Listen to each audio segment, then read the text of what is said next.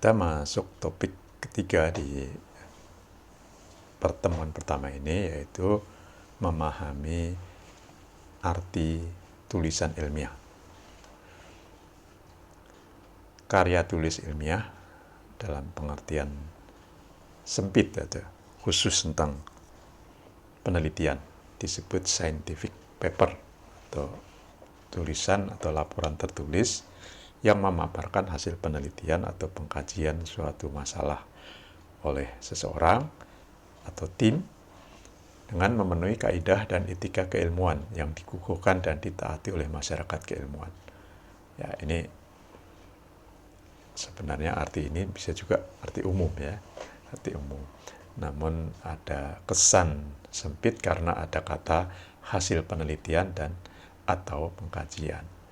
Jadi kalau dalam pengertian umum yang namanya pengkajian itu bisa hasil perkuliahan ya.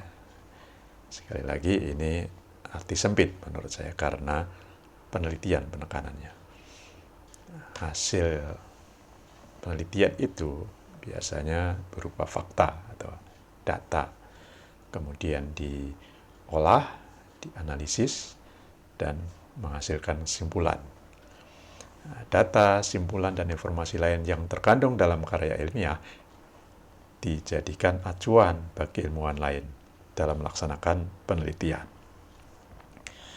Ini karya ilmiah ini, sekali lagi ini arti sempit ya, khusus untuk hasil penelitian. Karya ilmiah sering juga disebut tulisan akademis atau academic writing karena ditulis oleh kalangan kampus perguruan tinggi, yaitu dosen dan atau mahasiswa. Ini definisi yang saya ambil dari web kemahasiswaan uii.ac.id.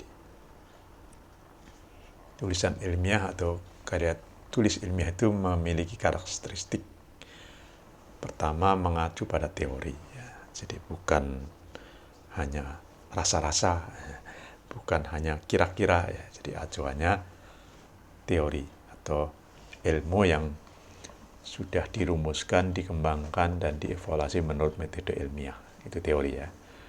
Dan teori itu digunakan sebagai landasan berpikir atau kerangka berpikir dalam membahas suatu masalah. Karakteristik yang kedua, lugas. Ya, lugas itu artinya tidak ambigu, tidak multi tafsir ya. Jadi maknanya tunggal, jelas, tidak menimbulkan interpretasi lain. Yang ketiga, logis. Logis itu bisa diterima dengan akal dan urutannya konsisten ya. Kalau dia dipakai dimanapun itu tidak berubah. Tapi kata logis dari kata logika, ya, nalar, dapat diterima nalar karena berdasarkan fakta tadi ya. Nah, fakta itu yang akhirnya menghasilkan teori. Nah, itu kan hasil pengembangan dari metode ilmiah. Karakteristik berikutnya yang keempat, efektif. Ya, efektif itu artinya padat ya, tepat gitu ya. Ringkas dalam pengertian tepat sesuai kebutuhan. Kalau efisien itu ada unsur menghemat ya. Jadi menggunakan kata atau kalimat yang penting saja dan pentingnya itu mudah difahami. Tidak bertele-tele gitu ya, tidak panjang. Kalimatnya pendek, mudah difahami. Kemudian objektif ya, tadi yang mirip tadi ya di awal bahwa berdasarkan teori dan objektif ini berdasarkan fakta. Jadi setiap informasi yang dibahas dalam tulisan itu apa adanya, tidak dimanipulasi. Jadi sesuai dengan data sebenarnya, fakta sebenarnya atau konkret ya. Dan sistematis ya, tulisan itu dibuat sistematis. Itu ilmiah itu. Misalnya ada dimulai dari pendahuluan. Dalam pendahuluan menjelaskan tujuan, nah, itu namanya sistematis ya. Kemudian datanya diolah, dianalisis, kemudian diambil kesimpulan. Nah, prosedur ini diberlakukan di semua institusi yang menerima tulisan ilmiah. Misal perkuliahan yang menentukan dosen. Tugas akhir nanti ada tim dosen, pembimbing dan penguji.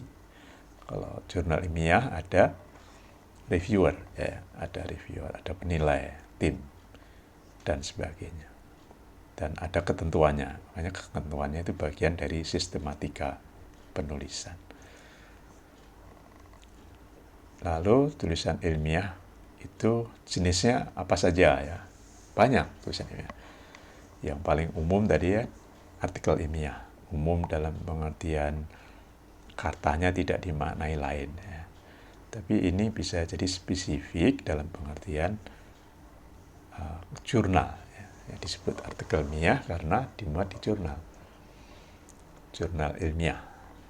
Jadi karya tulis yang disusun untuk dimuat dalam jurnal ilmiah. Jurnal ilmiah biasanya berisi kumpulan artikel ilmiah. Artikel ilmiah ditulis dengan tata cara ilmiah. Pengertiannya ilmiah tadi seperti sebelumnya, yaitu sistematis, ada pedomannya, dan ada kesepakatan bersama ya. Konvensi ilmiah. Jenis yang kedua makalah, ya, tugas kuliah, makalah, kertas kerja. Ya. Ini karya tulis ilmiah yang tidak spesifik untuk jurnal. Jadi pembahasannya biasanya berdasarkan data lapangan, itu hampir sama ya dengan artikel ilmiah. Sifatnya empiris objektif, ya, artinya berdasarkan wawancara misalnya. Atau kajian pustaka, jadi tidak harus berdasarkan survei wawancara, tapi bisa juga kajian pustaka. Nah, makalah biasanya disajikan dalam seminar atau di kuliah ya, atau lomba makalah. Jadi sebenarnya dua ini sama ya, hanya tujuan pemuatannya yang beda. Biasanya mengikuti aturan yang beda pula, jadi lebih ke sistematikanya itu yang membedakan. Ketiga, paper skripsi. Nah, ini khusus untuk skripsi, tesis, disertasi itu untuk kelulusan sarjana. Jadi kalau skripsi sarjana S1, tesis S2, disertasi S3. Paper lebih luas ya, lebih umum istilah ini. Sebutan untuk dunia pendidikan biasanya itu ya. Yang berikutnya lagi artikel ilmiah populer. Nah, ini ilmiah, hanya bahasanya bahasa populer. Misalnya hasil penelitian atau hasil pengkajian dimuat di koran, di tabloid, di majalah dengan bahasa populer yang mudah dipahami banyak orang. Kalau bahasa ilmiah itu kan hanya kalangan tertentu sesuai dengan keahlian. Dan lain-lain. Ya, lain-lain itu kalau di kuliah ada laporan praktikum itu karya ilmiah. Laporan kerja praktek karya ilmiah. Sekali lagi, tugas kuliah itu karya ilmiah. Jadi harus menggunakan kriteria ilmiah yang ditentukan oleh masing-masing institusi atau dosen.